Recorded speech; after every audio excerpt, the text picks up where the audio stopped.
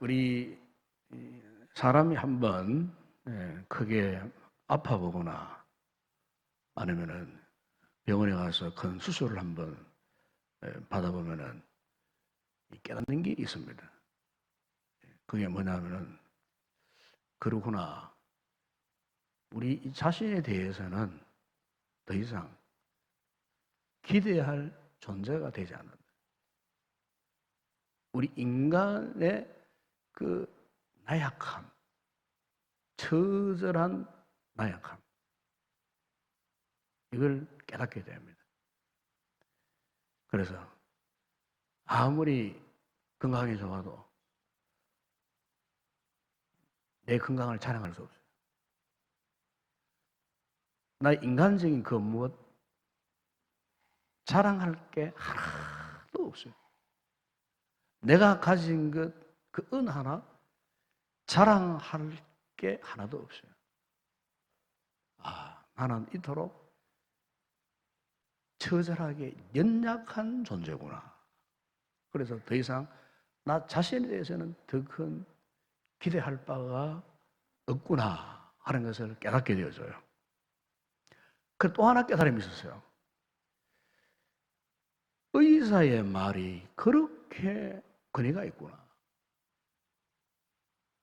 의사가 하는 그 말에 나의 생사가 마치 걸려 있는 듯해서 그 의사가 하는 말하면은 무조건 순종하게 되는 모습. 제가 그걸 보면서 제 영적인 양심에 끓이낌이 왔어요.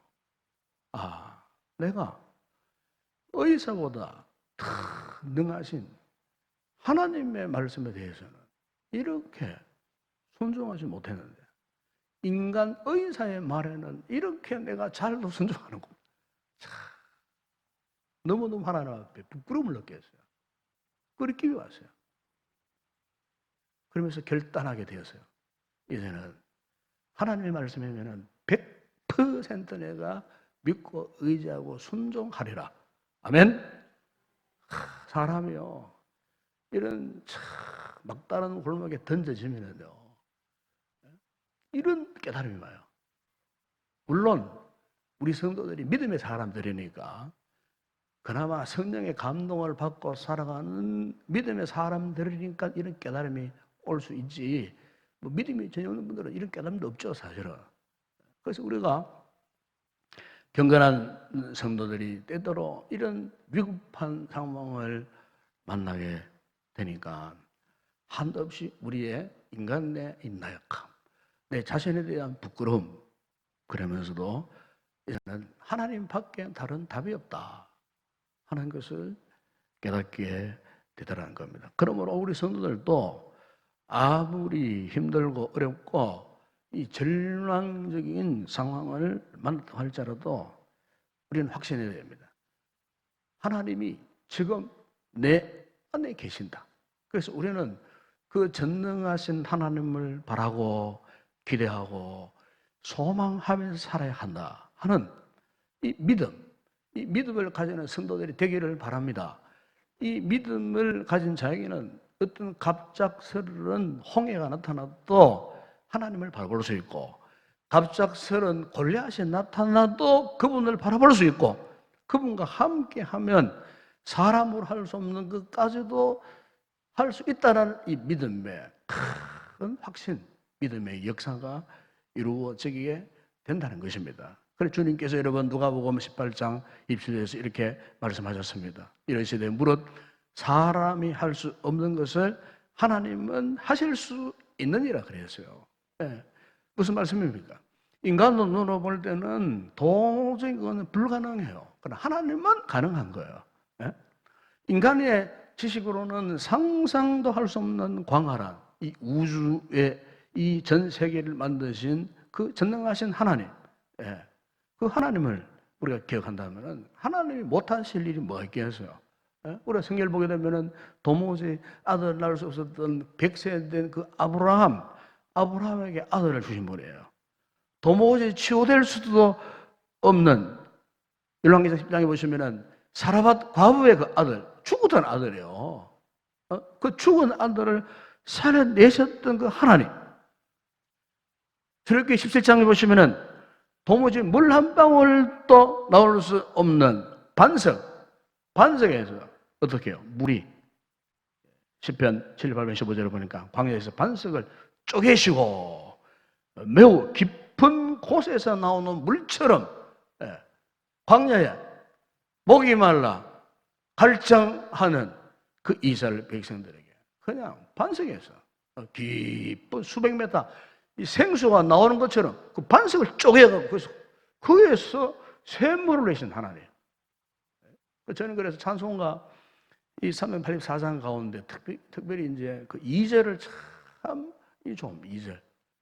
그 2절 좀 찬송가 가운데 나의 갈 길 다가도록 예수 인도하시니 어려운 일 당한 때도 족한 은혜 주시니 그러면서 후반에 보시면 나는 심히 고단하고 영혼 매우 가라나 나의 앞에 반석에서 샘물나게 하시네. 나의 앞에 반석에서 샘물나게 하시는 그 하나님. 예? 믿으십니까? 예? 우리가 이 하나님을 바라봐야 할 줄로 믿습니다. 예? 이 하나님을 우리 기대하고 소망해야 돼요. 여러분 우리가 마태복음 9장 27절에 보시면은 그게 두 맹인 이야기가 나와요. 그들은 저 예수만 만나면은 자신들의 그 불치병인 앞을 보지 못하는 이 장애 이게 치료될 것이다.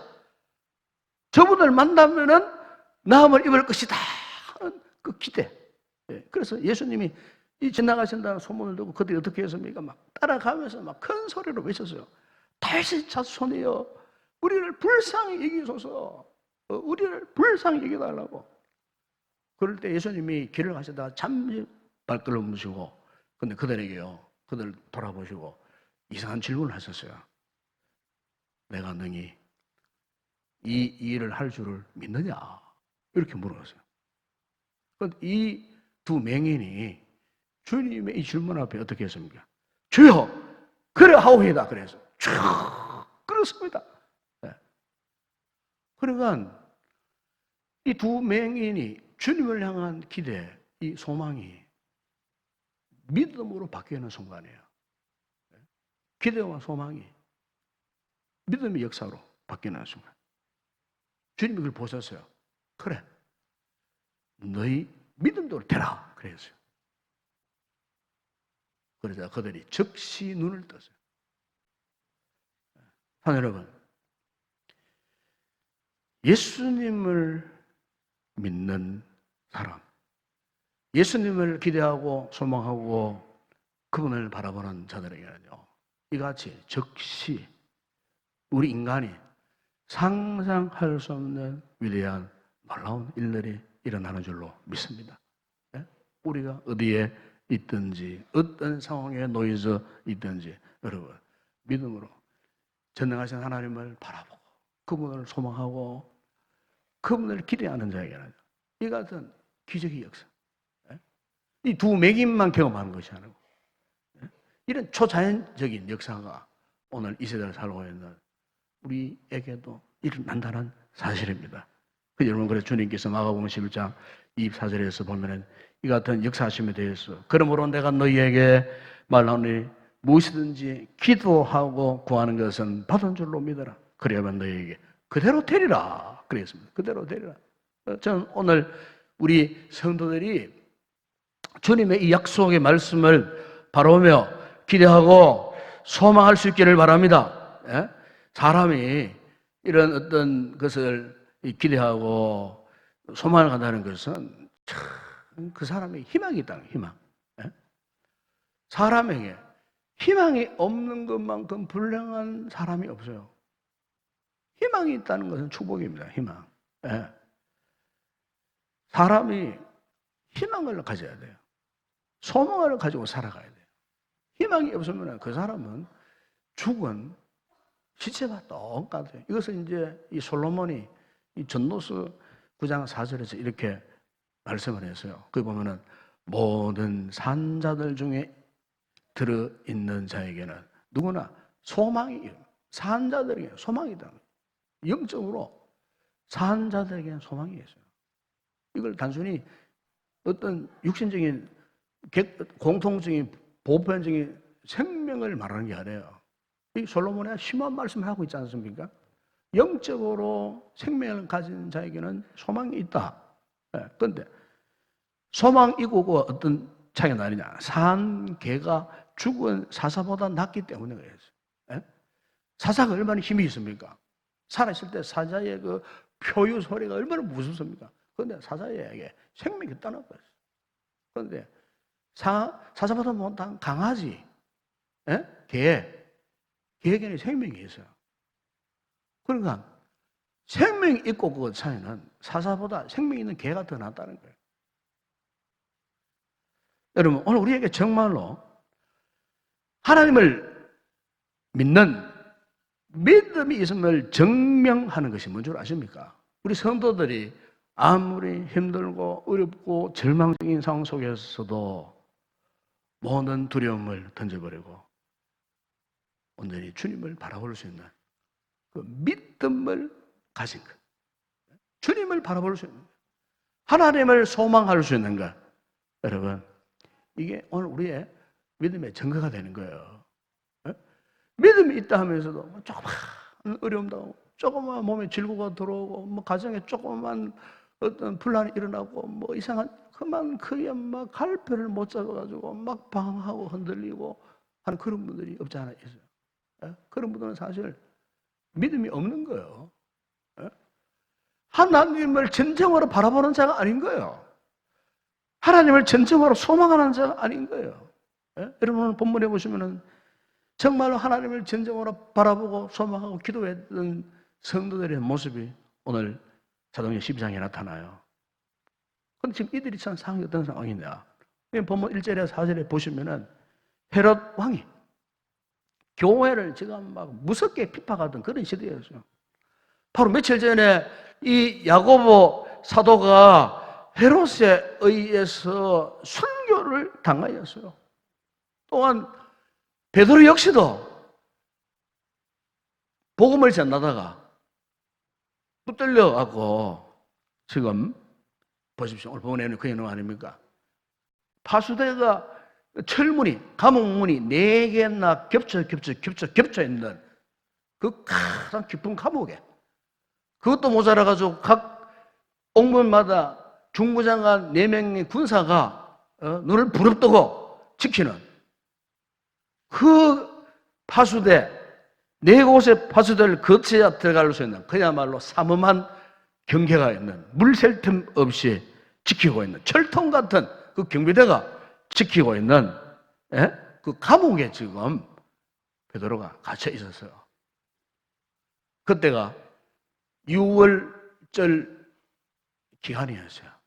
한 주간이 지나면은 이제 6월절이고 다가오는, 그래서 6월절이 되면은 전통적으로 죄인 하나를 붙잡아다가 이제 죽이는, 그래서 베드로가 첫 번째 지목 대상이었어요. 이제 그러니까 내일이면은 베드로가 이제는 6월절을 맞이해서 죽는 첫 번째 순서였어요. 그러니까 그야말로 촌각을 다투는 너무나 시급한 이런 상황 속에 놓여 있었어요.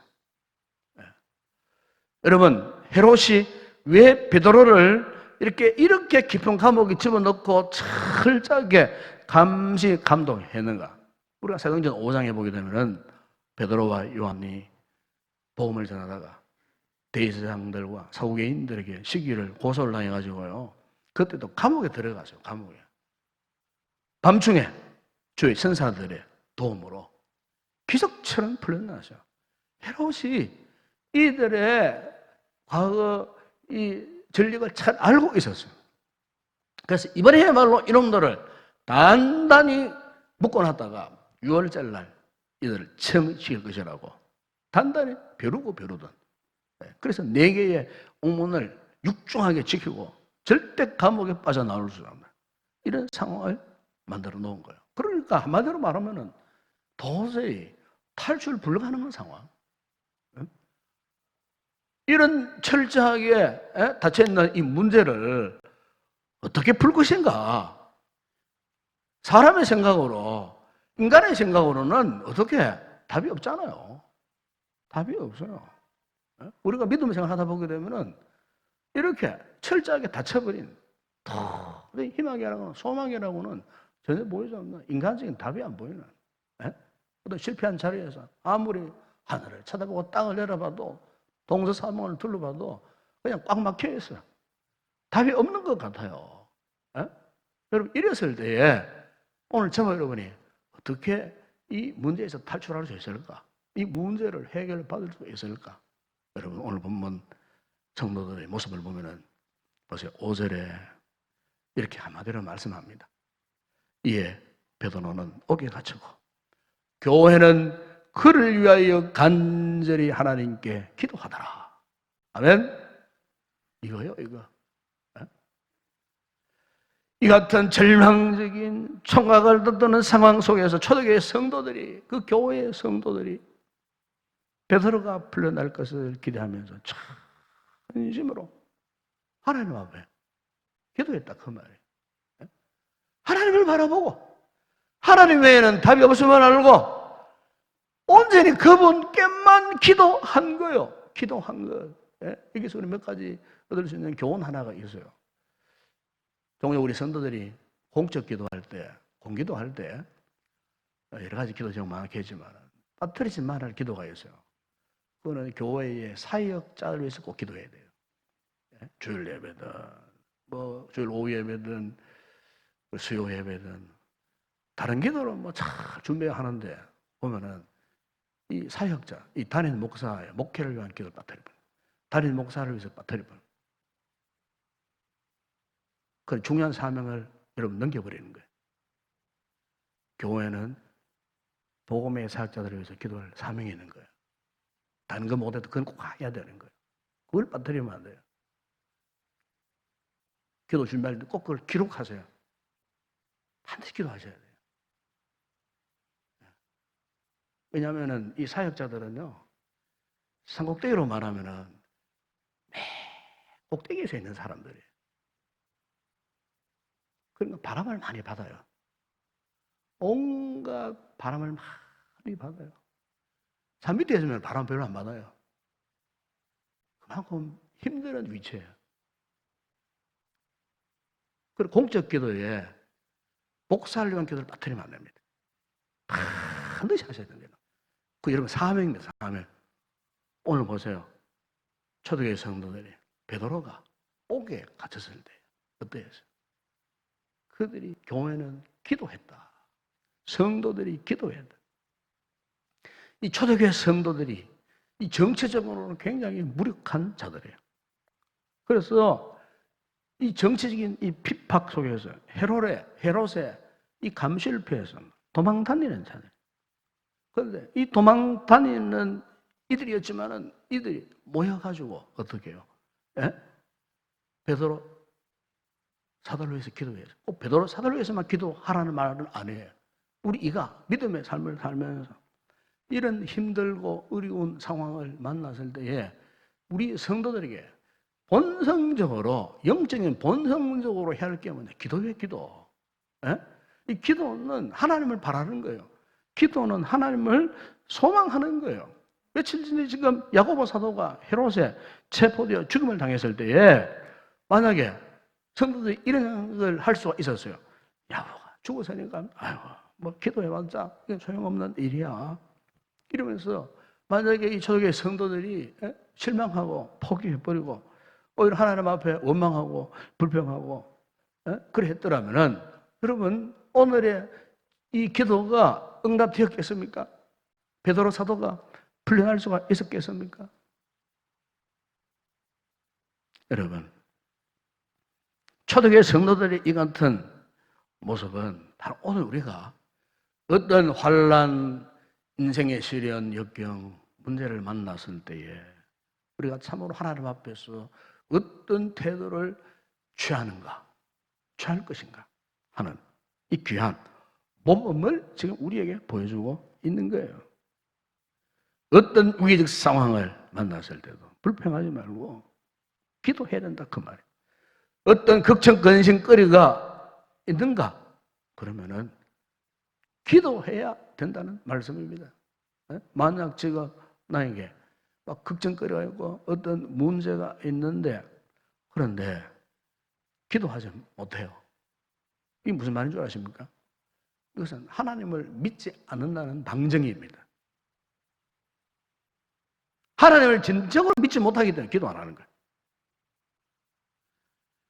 여러분이 처한 상황이 마치 꽉 막힌 감옥 같고 도무지 소망이 전혀 없어 보입니까? 그러면요, 기도하셔야 돼요. 기도 외에 다른 방법이 없어요. 왜냐하면 그분이 지금도 살아계시는 분이에요. 오늘 본문의 상황 그 시대에만 살아계시는 분이 아니고 지금 이곳에서도 지금도 우리 가운데 살아서 역사하시는 그 하나님, 그 전능하신 하나님. 여러분, 우리의 믿음이 뭡니까? 살아계신 하나님을 믿는 게 믿음이에요. 믿음이 딴 거 아니에요. 살아계신 그 하나님을 내가 지금 믿는 게 믿음이라고 말해요. 에? 지금도 우리 가운데 역사하시는 그 하나님. 히브리서 11장 9절에 보면은 믿음이 없이는 하나님을 기쁘시게 하지 못하나니 하나님께 나아가는 자는 반드시 그가 계신 것과 그래. 그가 계신 것과 또한 그가 자기를 찾는 자들에게 상 주시는 이심을 믿어야 할지니라. 지금도 살아 역사하시는 하나님이심을 믿어야 할지니라. 진짜 믿음은 기도에 응답이 있거나 없거나 상관없이 여전히 지금도 하나님은 살아계심을 믿습니다. 이거예요, 이거. 여전히 살아계신 하나님. 내가 지난번 그래 기도했는데 하나님 응답하지 않으셨어. 하나님 안 살아계셔. 그 믿음이 아니에요. 그 믿음이 없는 소리죠. 여러분, 그러나 그 어떤 상황 가운데에서도 하나님을 바라고 하나님께 대한 기대가 있는 사람, 이런 사람은요, 아무리 어려운 상황에 던져져도요 기도를 멈추지 않아요. 왜? 기도할 때 비록 우리가 보는 이 육안으로 보이는 세계만이 아니라 보이지 않는 세계가 더 놀랍고 신기하고 광활한 것을 알기 때문에 보이지 않는 그 세계, 그 세계 지금도 하나님의 힘으로 이 우주를 움직여 가시고 우리의 삶의 일도적까지도 다 움직여 가시고 좌우자신 그 하나님, 이 기도하면은요 그거를 깨달아지는 거예요. 그 보여지는 거예요. 기도하면은 영 안이 열려지면 눈에 보이지 않는 그 세계를 다스려 가시는 그 하나님의 놀라운 역사하심. 그래서 여러분, 우리가 예배 때마다 고백하는 사도신경 첫 머리가 뭡니까? 전능하사 천지를 만드신 하나님 아버지를 내가 믿사오며, 보세요, 천지를 지으신 전능하신 하나님, 그분이 지금도 살아 계셔서 오늘 우리들의 아버지가 되시고 계신다는 이 사실, 여러분, 그분이 얼마나 위대한 분이신가. 여러분, 어떤 전체 학자가 이제 한 이야기 가운데 이런 이야기 있더라고요. 우리가 이제 이 땅에서, 지구에서 태양을 보세요. 태양을 보면 태양의 주먹 크기만큼 안 돼요. 이렇게 보면 요만해요. 그냥. 근데 실제로 이 태양이 지구와 비교하면 얼마나 큰가? 지구보다 130만 배나 크답니다. 130만 배. 여러분, 상상이 됩니까? 여기서 볼 때는 조그맣게 안 보여요. 130만 배. 지구보다. 그러니까 쉽게 말하면은 태양 안에 지구가 130만 개가 들어가야 할 정도의 크기. 별로 이해가 안 되시는 모양인데 130만 개. 보통 우리가 여기에서 이제 물을 끓이잖아요. 물을 끓이면 이게 이제 최고로 뜨거운 온도가 100도입니다. 100도. 물 끓이면 100도 이상 잘 안 오고 100도가 되면 이 끓기 시작해요. 100도 이상 물이 안 올라갑니다. 그러니까 물을 끓이면 최대치 온도가 100도예요. 100도. 여러분, 태양의 온도가 얼마냐? 태양은 그 표면이 약 6,000도라고 합니다. 6,000도. 그리고 태양 그 속에는 온도가 얼마냐? 1,500만 도랍니다. 1,500만 도. 그러니까 보세요. 저렇게 엄청난 태양을 누가 만들으셨다고요? 여러분, 창세기 1장 14절이야 18절에 보세요. 하나님께서 광명체를 만드셨다고 그렇게 말씀해요. 광명체. 태양을 만드시고 달을 만드시고 하나님이 말씀으로 창조하셨다고 그래요. 그런데 보세요. 하나님께서 만약에 이 태양을 다스려가지 않으셨다. 여러분, 지금까지 태양이 갖고 있는 온도가 한 번도 변화된 적이 없다 그래요. 이 세계가 창조된 이후에 한 번도 태양의 온도가 더 뜨거워져 본 적이 없어요. 또 낮아져 본 적도 없어요. 물론 우리 지구가 생태계가 파괴되어 갖고 지구 표면 온도가 높아지는 것은 높아지지만은 그것하고 태양이 점점 온도가 높아지는 건 절대 아니에요. 만약 여러분, 태양이 0.000도 높아져 보세요. 지구는 홀딱 다 타버립니다. 다 타버려 죽습니다. 하나님께서 이 창조를 하시고 태양의 온도까지도 지금까지 한 번도 변함 없이 그 태양의 온도를 그냥 그대로 쭉 유지해 가신 거예요. 예? 전능하신 하나님. 예. 오늘 저와 여러분은 이 하나님을 바라고 믿고 있는 줄로 믿습니다. 우리가 진정한 하나님을 바라고 하나님을 기대하고 그분께 기도하지 않을 수 없는 이유가 바로 이것이에요. 사람이 아무리 똑똑해도 IQ 200 넘어선 사람 아무도 없어요. 그러나 이 같은 인간이 하나님을 무시한다면 이것만큼 불순종이 없는 거예요.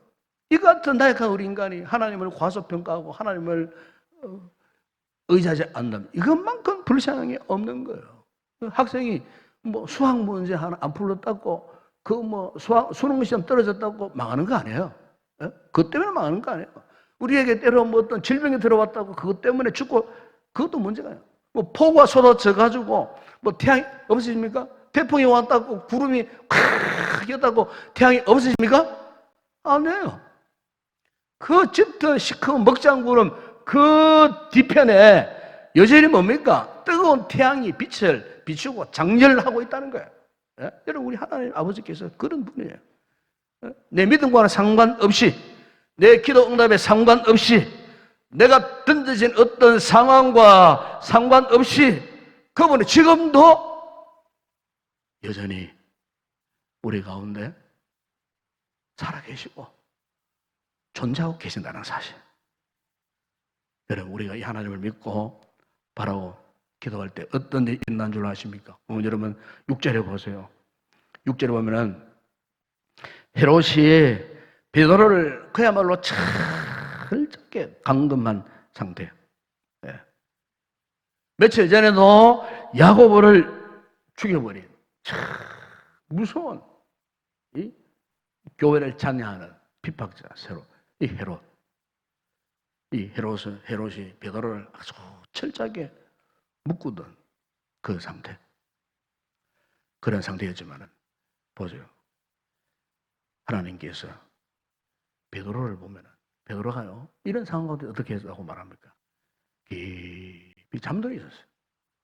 깊이 잠들어 있었어요. 이게 여러분 하나님 은혜입니다. 베드로가 깊이 편안하게 잠들어 있었어요.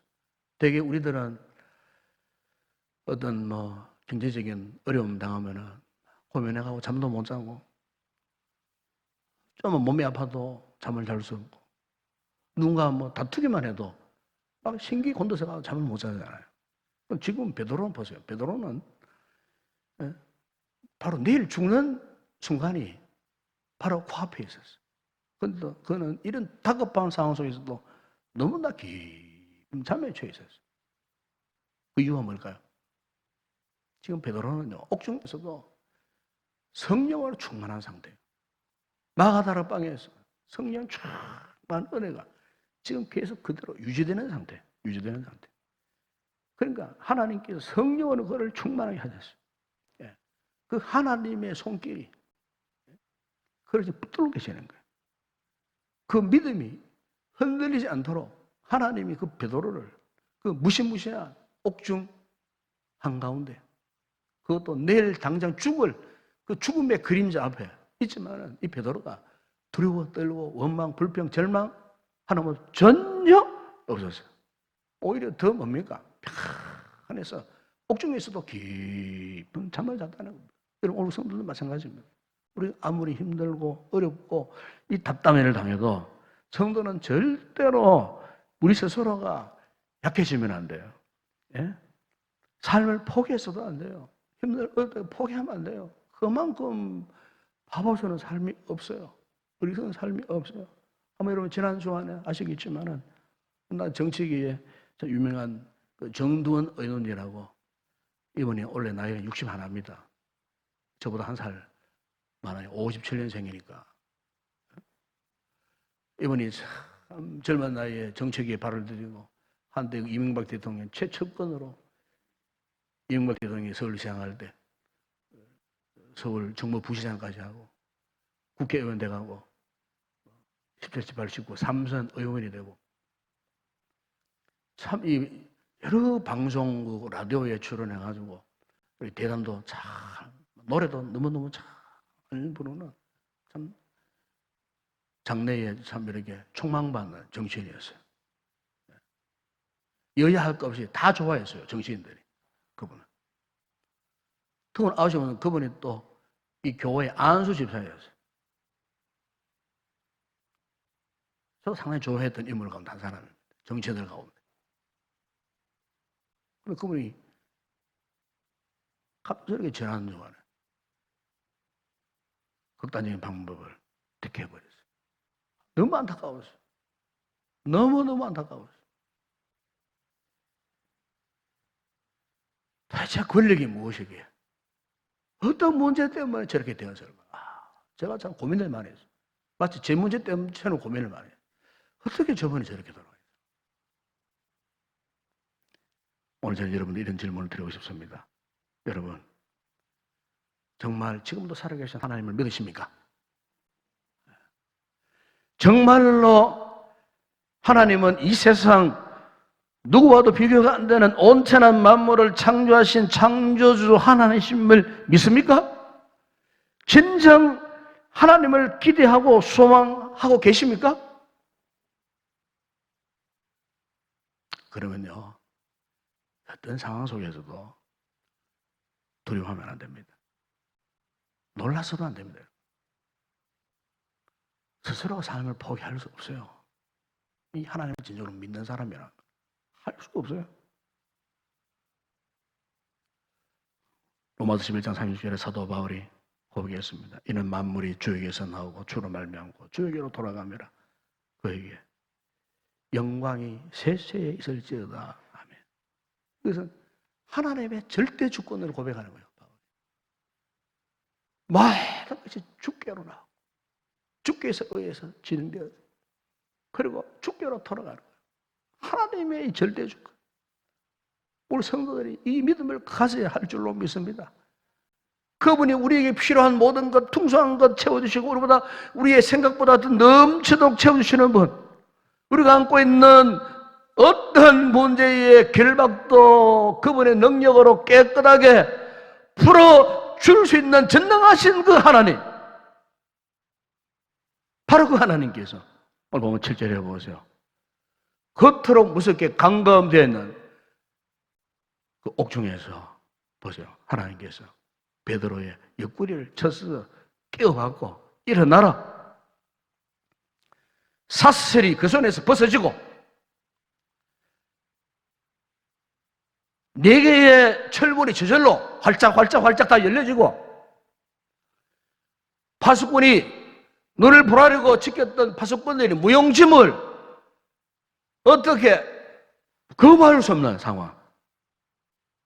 여러분, 이 힘이 어디에서 나왔겠습니까? 저 바깥에서 하나님을 기대하고 하나님을 바라보고 하나님께 소망하고 하나님께 전적으로 뜨겁게 기도하는 그 성도들의 기도. 오늘 저와 여러분에게도 이런 기도의 모습이 회복되어져야 할 줄로 믿습니다. 에스골 골짜기에 그 마르는 뼈들을 살리신 성령의 역사심, 우리가 이 믿음을 가지고 있다면 여러분 이 전능하신 하나님을 바라볼 수밖에 없죠. 그 하나님이 살아계시는데 섣불리 인간적인 생각을 할 수 있겠느냐 그 말이에요. 하나님이 살아계시는 믿고 있는데 왜 섣부른 행동을 하느냐 그 말이에요. 할 수 없다 그 말이에요. 왜 쉽게 절망하고 포기하느냐 그 말이에요. 낙심하느냐 그 말이에요. 이 하나님을 소망으로 삼고 있는 믿음의 사람이라면 왜 포기할 수 있느냐, 절망할 수 있느냐 그러면 할 수 없다 그 말이에요. 여러분 예레미야 2장 11절에 예레미야가 선포합니다. 여호와의 말씀이니라 너희를 향한 나의 생각을 내가 하나니 평안이요 재앙이 아니니라 너희에게 미래와 희망을 주는 것이니라. 아멘. 이 하나님. 사랑하는 우리가 이 하나님을 천적으로 바라볼 수 있게 주의 이름으로 축원합니다. 그분을 기대하고 소망하세요. 기도하세요. 기도하겠습니다.